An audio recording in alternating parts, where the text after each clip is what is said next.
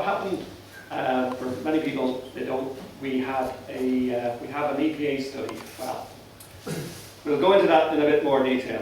The Irish EPA was asked to set up a study and to fund it through Strive funding by the Irish government when people here got active and said they didn't want hydraulic fracturing. It was sort of a way of putting it on the long finger. The EPA invited the Northern Irish government and a few other agencies to become part of that board, that steering group. They set out some draft terms of references, and then we consulted, or we put in some requests to change those terms of reference. They didn't seem to take much notice of a lot of what we said, and this study is now going ahead. Eddie will cover that in more detail, but the problem I have is that health isn't in there. And if you don't have health as a core issue, then effectively, health is lost in this study. What's also happened is that CDM Smith, who are, by their own admission, close to the shale gas industry, they have been appointed as the overseers of the report. Could you ask for something worse than actually letting the industry write a report, even if we do get health in there? We do know that we've had a review in New York and indeed MedAct in the UK, and that our health reports now are starting to come out, over approximately 450 according to MedAct, peer-reviewed. Majority of those show that there is not a very good, that there's impacts on health from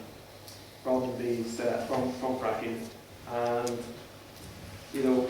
I think what I want to try and say is, should we be getting the industry to look at this? Why? And I'm a bit concerned as the way that this has sort of turned and happened, that it's sort of snuck in, that we're now into the middle of a research cycle, and it's very hard for somebody to stand up here as somebody with a science degree and say, I'm against research. But I am against research when that research isn't asking the right questions.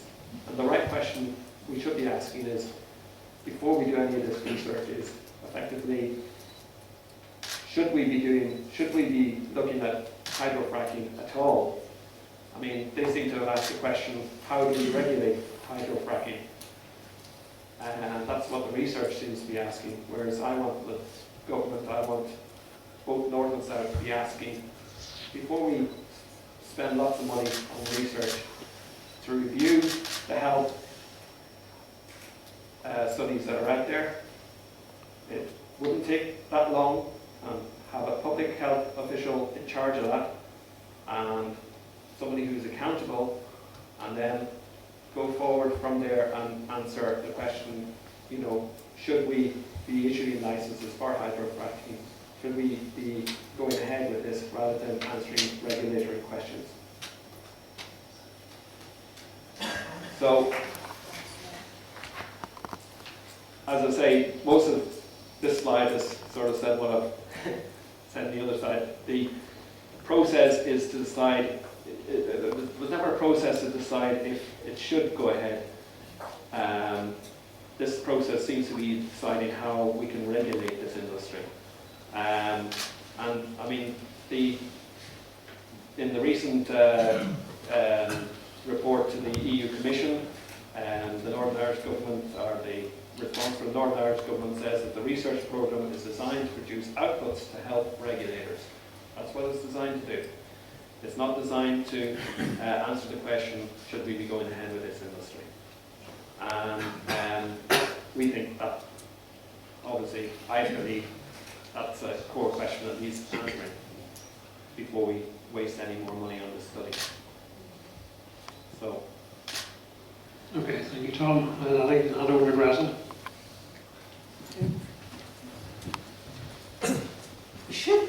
health professionals or shale gas industry consultants decide if fracking should go ahead? Thank you very much. Yes, the answer to this is quite obvious. It should be public health professionals.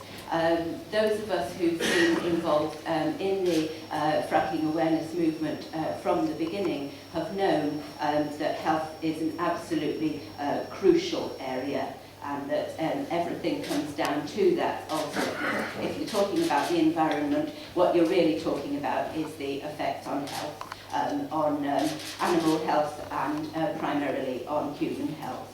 And it's no coincidence that at the beginning of setting up the Fermanagh Fracking Awareness Network, we had so many health professionals involved in that.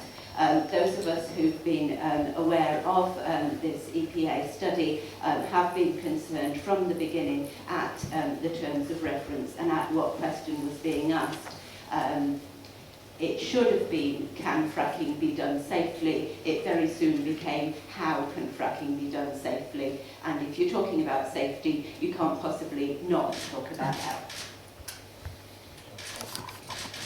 Yeah, thanks, Greta, for the question. And I think it all circulates around what Tom said about asking the right questions. And if you ask a specific question, you can often direct the answer. And quite clearly, that's where I think it has went wrong. Can I just say that there is an All-Ireland Air Quality Report or study being carried out at the moment. That's between the Department of Environment in Northern Ireland and whatever its counterpart is in the Republic of Ireland. But the committee, because I was on the Environment Committee at the time, we were never asked about the terms of reference. It just seemed to emerge and happen. And that is why it shouldn't just be left to ministers and officials like that. It should be the professionals in the field. And I think I said that whenever we had our group up and running and discussing the issues, the health was the biggest issue to us, where I thought initially started off that the environment aspect was the biggest, but it turned out that the health issues were the biggest. Now, you ask, should it be health professionals or shale gas industry consultants? Well, it certainly shouldn't be shale gas industry consultants, but it should be a mixture of health and environmental professionals, I think, in the field, rather than just the consultants that are paid for by the industry. Okay, well, I'm not sure if we were to ask the public health professionals right now, should shale gas go ahead. I'm not sure we get a straightforward no from them. So keep that in mind. Sometimes you have to be careful what you wish for. I'd agree with Tom, there needs to be an environmental consideration in this as well. And back in April this year, Daithí Mackay called on the Environment and Enterprise Ministers to ensure that all fracking-related applications are rejected, including the present application to drill at Ballinalee on the north coast. So I think we still need to take, this is a cross-cutting issue. It does affect not just our environment and our health, but our water quality, our air quality, our farming and our tourism. And I certainly don't think the industry can be trusted to regulate themselves. Industry figures are that between 5 to 7% of all new oil and gas wells will leak, and over a well's lifetime that number can increase to 30 to 50% of wells. So we certainly, and if you take that on the back of that, if you take the net advantage, if you like, or the benefit that fracking would bring, that is far outweighed by the problems that would occur as a result of that. So Brenna O'Rourke's paper on this is extremely insightful in terms of the cost of fracking compared to what it would bring into the economy, and you wouldn't destroy tourism, agriculture and our water for the sake of the very, very small return that you would get. Well, the Minister has made his views clear that, and repeated it a number of times, when it comes to assessment of hydraulic fracking in relation to health, environment, water, air and other emissions. and when it comes to decisions, if any are to be made, no decision will be made until the facts and scientific evidence have been established to procure in the absence of this knowledge would be reckless, and the Minister has made it clear he won't be acting recklessly. The Department has brought out single planning policy statements, again reaffirming their position that should be presumption against the exploration of unconventional hydraulic extraction until the Department is satisfied that there is insufficient and robust evidence on all environmental impacts. So no one is left in doubt.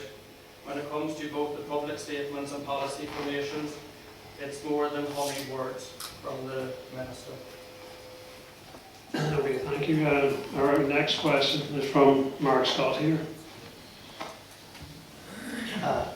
Ladies and gentlemen, one of you is going to be very important to all of us in less than 2 weeks' time. Now, you've already answered my question when you were answering Cahill's, so I'm going to ask another one about government. What problems do you foresee in getting inter-party cooperation and sorting out this problem, which has such huge implications for the reputation of our two biggest industries? Okay, Mark, thank you very much, and I hope we're all important to you after the next 2 weeks, and not just one of us, in some form or other. So put your mind at rest. But anyway, look, thanks for the question. I think it's like any talks, it's like any discussions in politics, it's like coming to any agreement.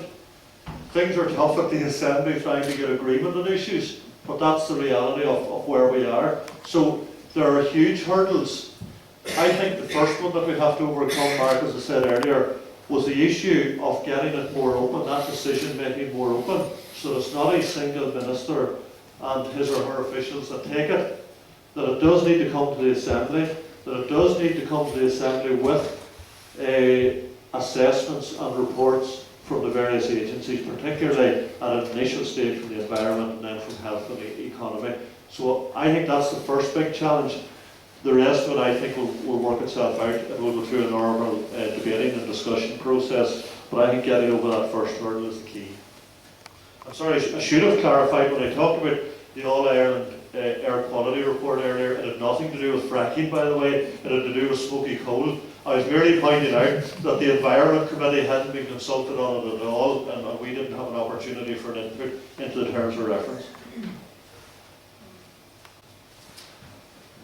Okay, thanks for the question.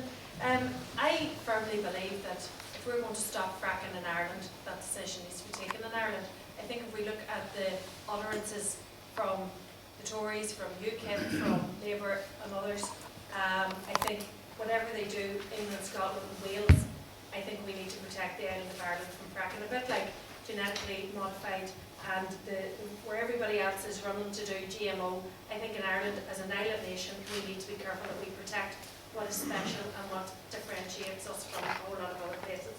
So I think we really do need, my concern is that, you know, if you look at what's happening in parts of Britain around fracking, my concern is that that we need to take that decision here. But we need to be clear.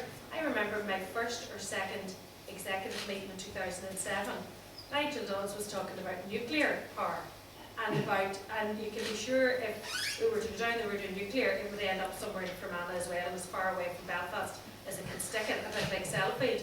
But we need to be talking with the one voice on developing and researching and funding renewable projects, that we have a clean, sustainable source of energy into the future. We need and what we're hoping for eventually is to get across the island of Ireland, north and south, a total ban on shale gas exploration. I think we need to do that, if nothing else, for the health and mental well-being. I saw the anxiety and the fear in people in the community in Belfast last year. I was up at the site a number of times. Our party president visited the site as well, to talk to people up there and to see the anxiety. We need to give people comfort that fracking in Ireland will not go ahead. Yeah, well, in Stormont, all parties need to sit down and have a frank discussion and move forward and together and make sure that fracking isn't allowed in Northern Ireland. The SDLP will be there fighting the corner, as our position has always been clear, and we will carry on that way. But we need to work together and do what's right for the people of Northern Ireland. Thank you, yes. If Mark's talking about one of us being important in 2 weeks' time, then I assume that he is talking about the Westminster Elections and not primarily about Stormont. What's happened here is, thanks to the very hard work of campaigners, spreading the word, we now do have virtually all the parties here on board, at least opposing the imposition of fracking on Fermanagh in the short term, although as some of them are still talking about fracking being regulated safely, I have still concerns. As far as Westminster is concerned, as Michelle has suggested, most of the mainstream parties are still talking about the possibility of fracking going forward safely and of us having sufficient regulation, which, as most of us in the room here know, is not the case. So there is a lot of work still to do, and it's to do at all levels. Stormont, Westminster, Europe, globally, and on the ground with the grassroots. Yeah.